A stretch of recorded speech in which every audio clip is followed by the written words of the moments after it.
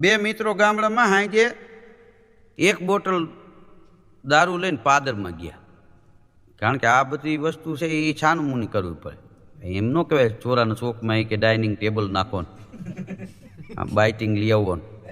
આ બધી ગમે એવો માણસ હોય તો આ બધું છાને ખૂણે લેવું પડે. કારણ કે ખોટી વસ્તુ છે ને. એટલે પાદરમાં બે ગયા ને પછી કેલા આપણે આ દારૂની બોટલ તો લેતા આવ્યા, તો કે હારે કાંઈક જોઈ ને બાઇટિંગ ને કાંઈક ખાવા.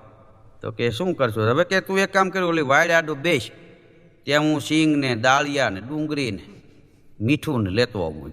એ લેવા ગયો, પાછો આવ્યો ને ત્યાં આવડો આ ધોમ થઈ ગયો, તો આખી બોટલ ખાલી કરી. અને ઓલાનું મગજ ગયો કે મિત્ર જેવો મિત્ર ઉઠીને તું યાર આવો ધંધો કરાય તારે.